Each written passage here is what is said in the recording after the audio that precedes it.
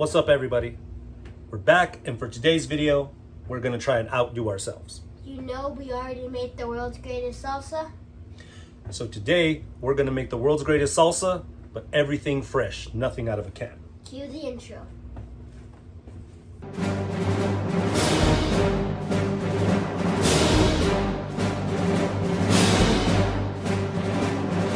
We're gonna start with spraying our pan with some non-stick cooking spray. We are gonna put our tomatoes and our jalapenos on the same pan and put them under the broiler. Notice we chose the tomatoes still on the vine because they give more flavor. I chose these jalapenos because the more marks they have, the hotter they are.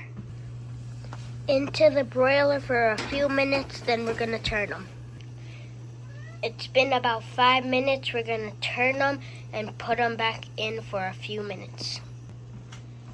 This is what we're looking for. We're gonna cool it off before we blend it. Alright, so I'm gonna cut these in half just to make them easier to blend. We're only gonna do the tomatoes first and then the jalapeno second. You could do them all together in a blender, but then you can't really control how thick or chunky your salsa is. And I want to control that because sometimes some things are thick, aren't necessarily chunky, and you might like chunky versus thick and vice versa. Now go in the jalapenos. Now, like my dad said, control the thickness with the tomatoes and the jalapenos. Dad, why didn't we roast the onions? Well, because if we would have roasted them, they'd get soft and a little mushy. So we're gonna blend these up a little bit so they keep their consistency and have that little bit of bite or crunch to them.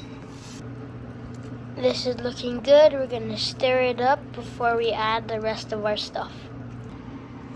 And I did say fresh everything, so we're also gonna chop up some fresh garlic. Now, depending on how much you make, depends how much fresh garlic you use. I'm using 2 cloves because I'm making a really big batch for a party tomorrow. So we're gonna just try and dice this up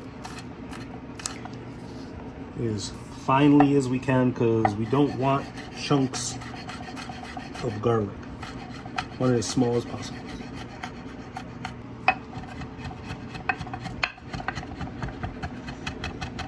I think that's as good as we're gonna get. So that into our salsa.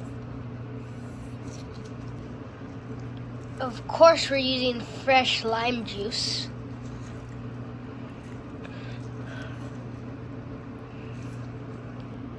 Now to finish it off, some Worcestershire, pepper,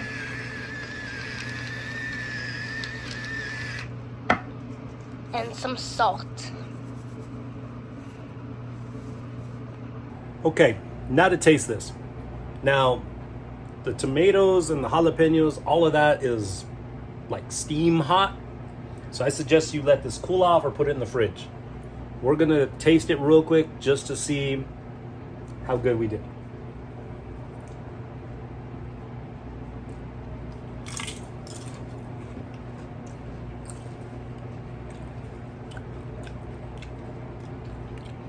Using everything fresh makes such a difference. What do you think? Way better than our first time. So there you have it. The world's greatest fire roasted salsa. See you next time.